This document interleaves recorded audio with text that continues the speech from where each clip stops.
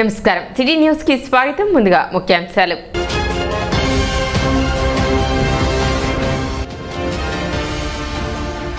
తెనాలిలో కొనసాగుతున్న వినాయక చవితి ఉత్సవాలు భక్తి ఉత్సాహాలతో కిక్కిరిసిపోయిన తెనాలి పట్టణం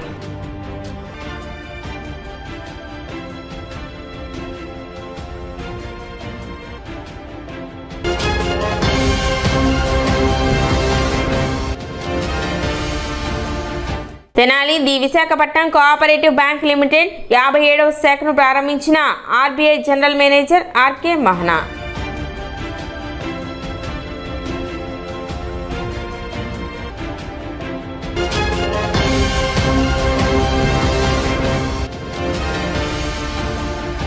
విద్యుత్ సంస్కరణలకు వ్యతిరేకంగా పోరాడి త్యాగం చేసిన అమరవీరుల 25వ వర్ధంతి సందర్భంగా తెనాలిలో సంస్మరణ సభ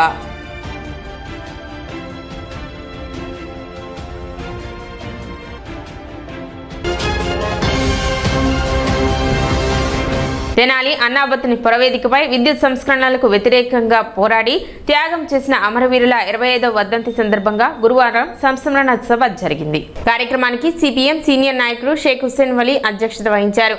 సిపిఎం తెనాలి కమిటీ కార్యదర్శి కేబీ ప్రసాద్ మాట్లాడుతూ 2000 ఆగస్టు 28న హైదరాబాద్ బషీర్ బాగ్ వద్ద చెలో అసెంబ్లీ కార్యక్రమంలో జరిగిన పోరాటాన్ని గుర్తు చేశారు. విద్యుత్ సంస్కరణలను వ్యతిరేకిస్తూ జరిగిన ఆందోళనలో పోలీసుల కాల్పులో 3 కార్యకర్తలు అమరులయ్యారని, ఆ సంఘటన తెలుగు ప్రజల పోరాట చరిత్రలో చిరస్మరణీయంగా నిలిచిపోయిందని తెలిపారు. ప్రపంచ బ్యాంకు విధానాలపై ఆందోళన అణచివేయడానికి ప్రభుత్వం ప్రయత్నించినప్పటికీ ఉద్యమకారులు వెనకడుగు వేయలేదని, ఇప్పుడు కూడా స్మార్ట్ మీటర్లు, ట్రూ అప్ ఛార్జీలు, ఎఫ్పీపీసీఏ ఛార్జీల వంటి భారాలు మోపడానికి ప్రయత్నిస్తున్న కేంద్ర రాష్ట్ర ప్రభుత్వాలపై పోరాటం తప్పనిసరిని ఆయన పిలుపునిచ్చారు. అమరవీరుల త్యాగాలను స్మరించి ప్రజలపై భారమైన విద్యుత్ సంస్కరణలను అడ్డుకోవాలని ప్రతిజ్ఞ చేశారు. రాష్ట్ర వ్యాప్తంగా 25 సంవత్సరాల నాడు అప్పటి రాష్ట్ర ప్రభుత్వం ప్రయోగించినటువంటి నిర్బంధకాండలో బలైనటువంటి 3 నాయకులు ఎవరైతే ఉన్నారో ఆ నాయకుల్ని సంస్కరించుకుంటూ ఆ నాయకులు నిర్వహించినటువంటి పోరాటం ఏ కారణం కోసం, ఏ లక్ష్యం కోసం బలయ్యారో ఆ లక్ష్యాన్ని, ఆ కారణం కోసం సాధిస్తున్నామని చెప్పేసి ప్రతిజ్ఞ చేయటం కోసమే ఇవాళ ఆంధ్ర రాష్ట్రంలో అన్ని ప్రాంతాల్లో జరుగుతూ అందులో భాగంగానే మన తెనాలిలో కూడా ఈ ప్రతిజ్ఞ కార్యక్రమాన్ని చేస్తున్నాం. ఈ ప్రతిజ్ఞ ప్రభుత్వానికి ఏం చెబుతున్నామంటే, మీరు విద్యుత్ సంస్కరణల పేరుతోటి తీసుకొస్తున్న ఏవైతే ఉన్నాయో అదాని స్మార్ట్ మీటర్లను ఇళ్లకు బిగించడం ఒకటి, రెండవది అదాని మీటర్లో ఉండేటువంటి ప్రమాదకరమైన అంశాలు ఏవైతే ఉన్నాయో ఒకటి ప్రీపెయిడ్ సిస్టము, రెండవది ఎప్పటికప్పుడు ముందుగా చెల్లించినటువంటి డబ్బులు కనుక అయిపోతే విద్యుత్ ఆగిపోతుంది. అందుకని ప్రమాదకరమైన స్మార్ట్ మీటర్లు మాకు అక్కర్లేదని చెప్పి చెప్పదలుచుకున్నాం. రెండో అంశం, విద్యుత్తుని ప్రైవేటీకరించడం కోసం మీరు చేస్తున్నటువంటి ప్రయత్నాలు ఏవైతే ఉన్నాయో వాటన్నిటిని మానుకోవాలని చెప్పేసి ప్రభుత్వానికి విజ్ఞప్తి చేస్తున్నాం. అట్లాగే ట్రూ ఆఫ్ ఛార్జీల పేరుతోటి FPCE fuel power purchase cost adjustment charges పేరుతోటి రకరకాలైనవి మీరు అధికారంలోకి వచ్చిన తర్వాత 15,000 కోట్ల పైచీలకు వేశారు. మళ్ళీ 12,000 కోట్ల రూపాయలు అదనంగా భారం వేయడానికి ప్రయత్నం చేస్తున్నారు.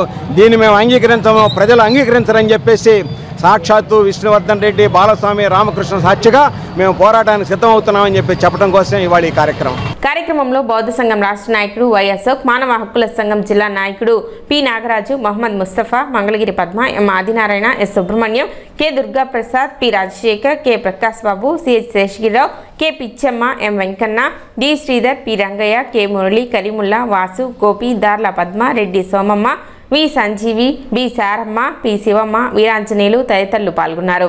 2000 సంవత్సరంలో విద్యుత్ ఛార్జీల వ్యతిరేక ప్రదర్శన సందర్భంగా మరి షహీదా చౌక్, బషీర్ బాగ్ వద్ద పోలీసుల జరిపిన కాల్పుల్లో అసూలు బాసిన అమరవీరులు 25వ వర్ధంతి సందర్భంగా ఈరోజు మరి అన్నాబత్తుని పురవేదిక దగ్గర ఈ కార్యక్రమం ఏర్పాటు చేసి విద్యుత్ ఛార్జీల పెంపుదల కోసం మరి అసూలు బాసినటువంటి మరి కామ్రేడ్ రామకృష్ణ గారు, విష్ణువర్ధన్ రెడ్డి గారు, బాలస్వామి గారు వారి యొక్క ఏదైతే బలిదానాలు, ప్రాణ త్యాగాలు ఏవైతే ఉన్నాయో ఆ త్యాగాలను పురస్కరించుకుని మరి విద్యుత్ ఛార్జీల పెంపుదల, మరి కొత్తగా ప్రవేశపెడుతున్నటువంటి ఏదైతే మరి మన యొక్క కార్యాచరణలు ఏమైతే చేస్తూ ఉన్నారో ప్రభుత్వాలు ప్రైవేటీకరణ చేస్తూ విద్యుత్తుని ఆ విద్యుత్తు కొత్త పద్ధతుల్లో తీసుకువస్తూ మరి పూర్తిగా ఆదానికి ఈ స్మార్ట్ మీటర్లను అప్పచెప్తూ ప్రతి ఒక్క గ్రామాల్లో కూడా మరి తీసుకువెళ్లాలనేటువంటి ఉద్దేశంతో చేస్తూ ఉన్నారు. ఇది ప్రజలకి పూర్తిగా మరి వినియోగంలోకి తీసుకొచ్చినట్టయితే చాలా ఇబ్బందులు గురయ్యేటువంటి పరిస్థితి కనపడతా ఉంది.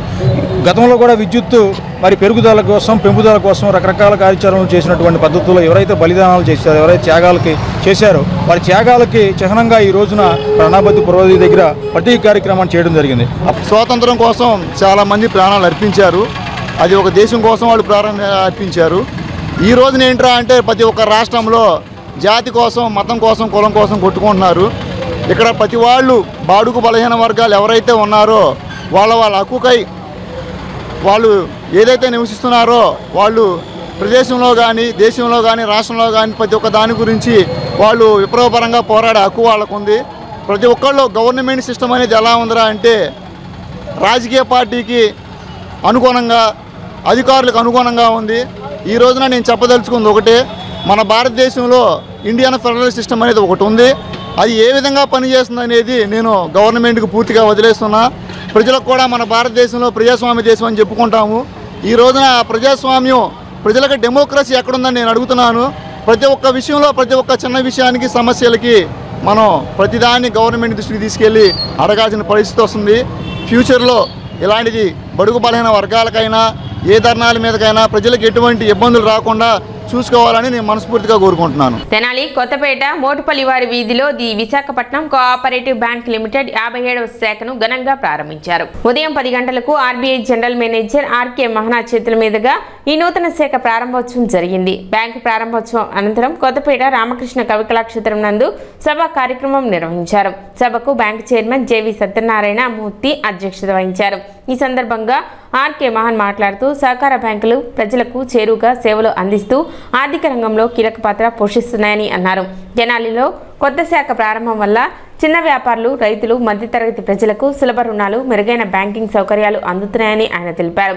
Bank chairman JV Satyanarayana Murthy మాట్లాడుతూ 1916లో విశాఖపట్నంలో కార్యకలాపాలు ప్రారంభించిన ఈ బ్యాంక్ ప్రస్తుతం తెలుగు రాష్ట్రాల్లో 56 బ్రాంచులతో సేవలు అందిస్తూ నాన్ షెడ్యూల్డ్ కోఆపరేటివ్ అర్బన్ బ్యాంకుల్లో దేశంలోనే అగ్రస్థానంలో ఉందని తెలిపారు. సహకార సూత్రాలను పాటించడం, డిపాజిటర్లను సభ్యులుగా చేర్చడం ద్వారా పాలనలో భాగస్వామ్యాన్ని కల్పించడం ఈ బ్యాంకు ప్రత్యేకత అని పేర్కొన్నారు.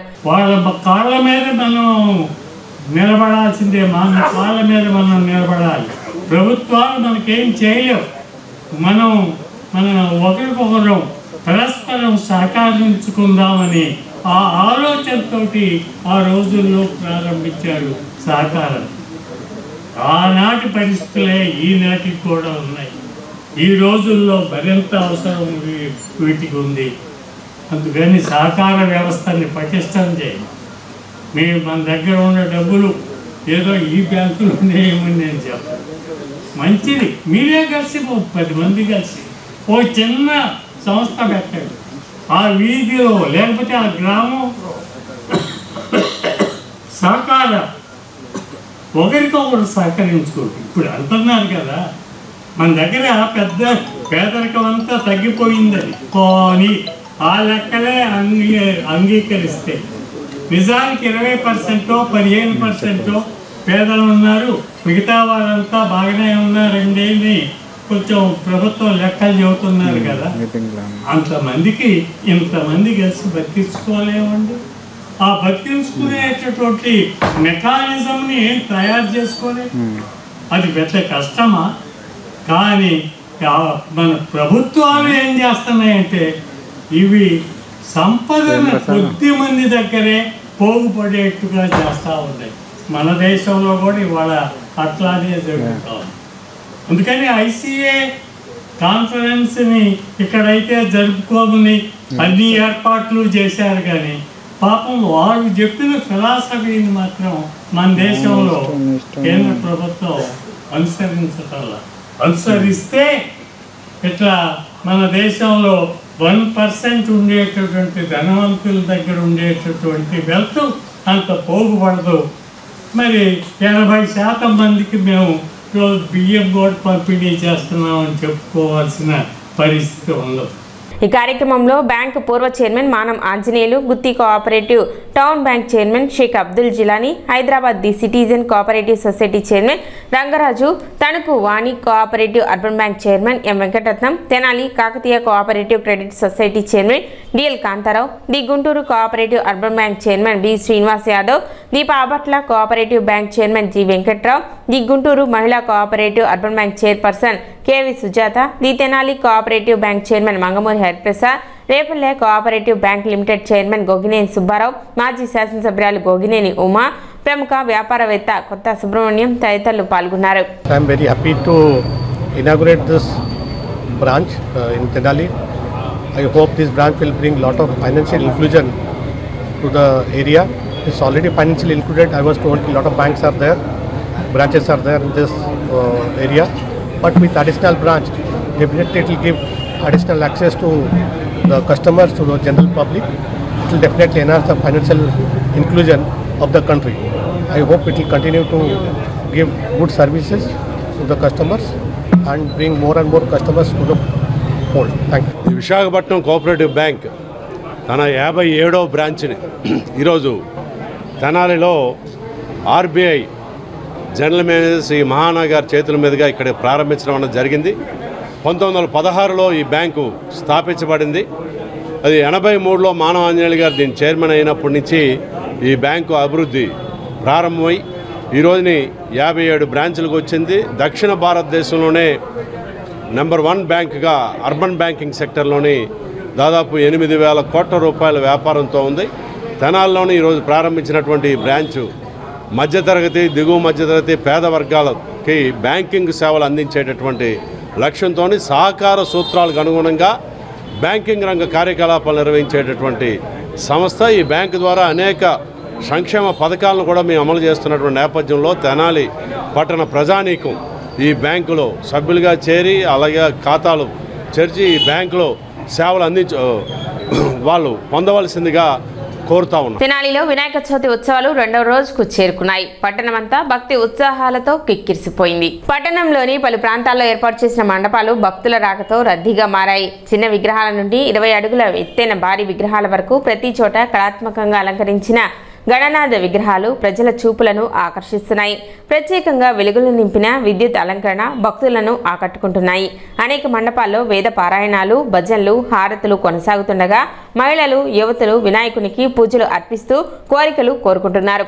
భక్తులు విస్తృతంగా పాల్గొనడంతో ప్రతి మండపం ఉత్సాహభరితంగా వాతావరణంలో కళకళలాడుతుంది. పలు చోట్ల భక్తులకు అన్నప్రసాద వితరణ చేపట్టారు. సాయంత్రం నుండి రాత్రి వరకు సాంస్కృతిక కార్యక్రమాలు, భక్తి సంగీత కచేరీలు, నృత్య ప్రదర్శనలు ప్రేక్షకులను అలరించాయి. చిన్నారుల వినాయక నృత్య పోటీలు సందడి చేకూర్చాయి.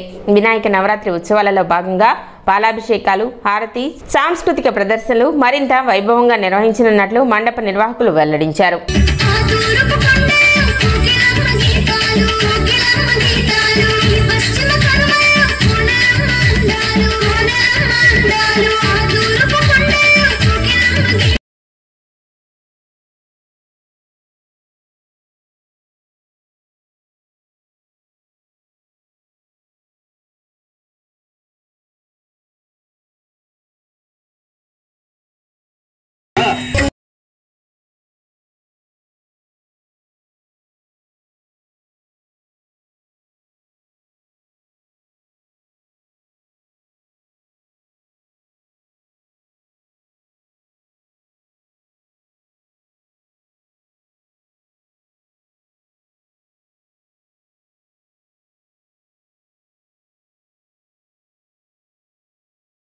ఉత్సవ కమిటీ ఆధ్వర్యంలో 22వ గణేష మహోత్సవ కార్యక్రమాలు ఈరోజు ఉదయం 11 గంటలకు మొదలై స్వామివారి విగ్రహ కలస్థాపనతో మొదలైంది. సాయంత్రం స్వామివారి కథ జరుగుతుంది. కావున భక్తులు విచ్చేసి స్వామివారిని దర్శించి కృపకు పాత్రలు కావాల్సిందిగా కోరుతున్నాం.